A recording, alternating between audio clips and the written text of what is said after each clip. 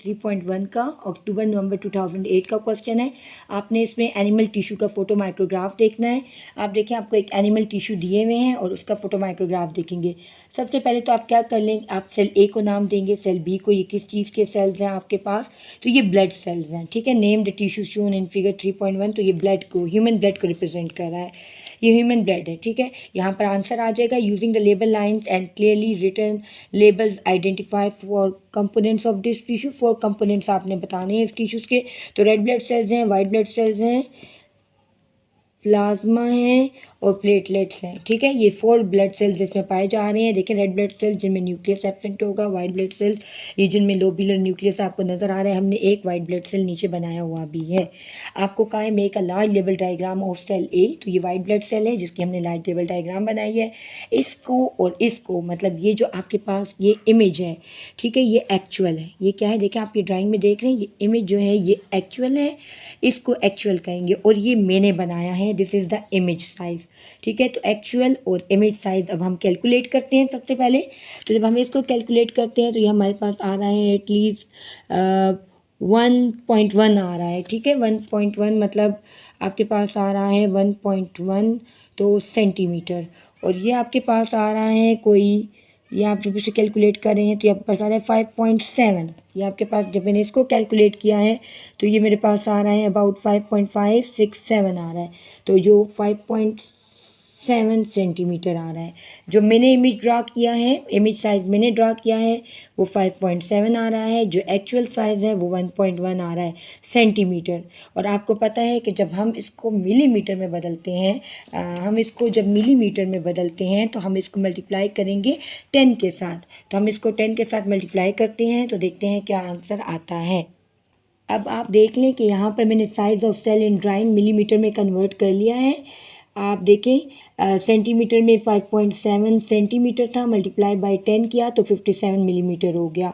1.1 जो था वो सेंटीमीटर था, जब 10 से मल्टीप्लाई किया तो 11 मिलीमीटर हो गया आपके पास, ठीक है। ये आंसर हो गए इसके दोनों।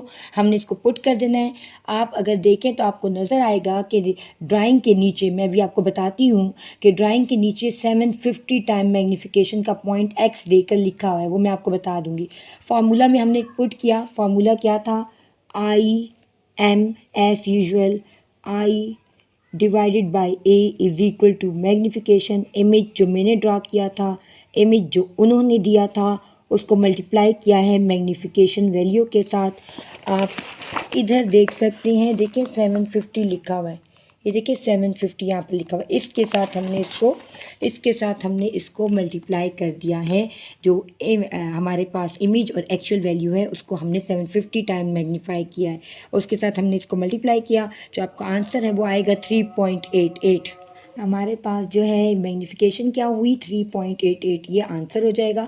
हमने देखिए 750 टाइम के मैग्नीफाई हुआ था, हमने ये बता दिया, इसके साथ मल्टीप्लाई कर दिया और हमारे पास आंसर आ गया। अब state the function of cell B. Cell B का क्या काम है जी, यहाँ पर सेल बी को देखें, आपको नज़र आ रहा है सेल बी, इसका क्या काम है, तो ये हमारे पास ट्रांसपोर्ट करता है, इसका फंक्शन है transport oxygen from lungs to the body, body को देगा। इसका मतलब है इसका क्या, ये रेड ब्लड सेल है, ये ऑक्सीजन कैरियर है, लंग्स से उठाता है ऑक्सीजन को और बॉडी को देता है, ठीक है। Transport oxygen from lungs to the body, ये सेल बी का फंक्शन हो गया। अच्छा, अब नेक्स्ट क्वेश्चन की तरफ जाते हैं हम। नेक्स्ट क्वेश्चन है आपके पास, रेड ब्लड सेल्स आपको दिखाए गए हैं फ्रॉग के, और कहा है red blood sales from a human, मतलब जो red blood sales from a frog and figure 2.2 में जो बताए हैं वो रेड ब्लड सेल्स ह्यूमन के हैं, ठीक है, दोनों के दिए गए हैं। आपने इनको टेबल को कंपेयर करना है कि इनमें क्या है भाई, डिस्क्राइब करने हैं डिफरेंसेस इन दोनों के दरमियान में जो डिफरेंसेस हैं। तो अगर आप इन दोनों को देखें, ये फ्रॉग का था और ये ह्यूमन का था, तो दोनों के डिफरेंस देखें तो आपको सबसे पहले शेप में डिफरेंस आएगा। जो फ्रॉग के ब्लड्स हैं वो ओवल शेप्ड हैं और न्यूक्लियस प्रेजेंट है, जबकि ह्यूमन के जो ब्लड हैं वो बाइकनकेव या राउंड शेप है, उनमें न्यूक्लियस एब्सेंट है। देखें, आपको कहीं न्यूक्लियस बीच में डार्क डार्क नज़र नहीं आ रहा, और यहाँ पे देखें इसको नज़र आ रहा है, ये देखें ये आपको राउंडेड राउंडेड नज़र आ रहे हैं, ये देखें आपको ये ओवल शेप नज़र आ रहे हैं। तो this is the difference, you have to write it in this blocks. फिर अब आपने क्या करना है, आपने cell named X in figure 2.1 में एक्स को पहले से देखें नाम दिया गया है, और आपने इसकी कैलकुलेट करनी है, मेजर किया हुआ है कि जो एक्स है वो 10 मिलीमीटर लेंथ में है, वो उन्होंने खुद ही आपको करके दे दिया है कि भाई लेंथ जो है वो 10 मिलीमीटर है। आपने actual length of cell X आपने शो करनी है कि वो कितनी होगी। तो भाई आप उन्होंने क्या किया, आपको लेंथ खुद ही दे दी 10 मिलीमीटर, ठीक है। मैग्नीफिकेशन की वैल्यू उन्होंने आपको दे दी है कि वो 5000 है, वो देखिए यहाँ पर लिखी हुई है। मैग्नीफाई कितने टाइम्स हुआ है, 5000 टाइम्स हुआ है। अब आपने क्या फाइंड करना है, एक्चुअल लेंथ फाइंड करनी है। तो एक्चुअल लेंथ किस का फॉर्मूला, वही आई एम और एक्चुअल को नीचे छोड़ दें, इमेज बाय मैग्नीफिकेशन की वैल्यू लिख देंगे।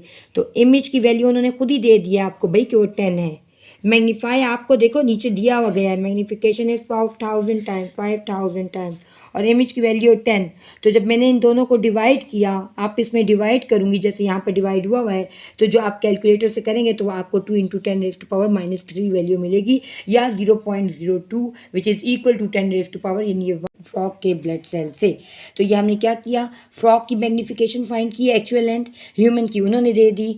आप देख लें, आप देख सकते हैं कि यहाँ पर हमने कैलकुलेट किया है एक्स, यानी ये फ्रॉग का था, हमने इसकी लेंथ देखी, वो उन्होंने दी हुई थी आपको, उसको मैग्नीफिकेशन के साथ पुट किया 10 डिवाइड बाय 5000 और आंसर आ गया हमारे पास 2 × 10⁻³ और फिर उसके बाद हमने जो रेड ब्लड सेल ह्यूमन का था वो लिया और ये फ्रॉग वाला ऊपर जो कैलकुलेट किया है इसको इससे डिवाइड किया, तो हमें आंसर मिल गया कि human red blood cell frog से कितना बड़ा है, 3.5 मिलीमीटर बड़ा है, जिसकी वजह से ब्लड सेल्स ऑक्सीजन कैरी करते हैं। तो आप सब जानते हैं कि रेड ब्लड सेल्स में एक पिगमेंट होता है जिसको कहते हैं हीमोग्लोबिन। हम सब जानते हैं हीमोग्लोबिन होता है, ये तो हमें पता है ना, हीमोग्लोबिन कैरी करता है ऑक्सीजन। रेड ब्लड सेल्स में जो पिगमेंट है हीमोग्लोबिन दे ऑक्सीजन कैरी करता है। तो अब यही कह रहे हैं कि red blood cells are adopted for the transport of oxygen. क्यों रेड ब्लड सेल अडॉप्ट करता है transport of oxygen, because it contains pigment haemoglobin and haemoglobin is actually the oxygen carrier, ठीक है, ये अपने साथ ऑक्सीजन को अटैच करता है। अब हमारे पास रेड ब्लड सेल्स कैसे हैं, स्मॉल हैं, so they can be fit through narrow vessels, वहाँ से भी गुजर सकते हैं, आराम से नैरो जगहों से भी गुजर जाएंगे। द बाइकनकेव शेप है और जिसकी वजह से इसका जो सरफेस एरिया है वो ज़्यादा है, वो ज़्यादा से ज़्यादा ऑक्सीजन को एब्जॉर्ब करता है। इसकी मेम्ब्रेन थिन है, गैसेस आराम से डिफ्यूज़ हो जाती हैं अंदर, तो ये हमारे पास आराम से अंदर गैस को कैरी कर सकता है। And it contain haemoglobin to which oxygen binds, इसके अंदर मेनली हीमोग्लोबिन है जो ऑक्सीजन को बाइंड कर रहा है। इसका लार्ज सरफेस एरिया इसमें हेल्प करता है ऑक्सीजन को एब्जॉर्ब करने में ज़्यादा से ज़्यादा। This is the answer of this question. अगर आपको मेरी वीडियोस अच्छी लगी हों तो इनको सब्सक्राइब करें, लाइक करें और बेल आइकन को प्रेस करें। Thank you so much.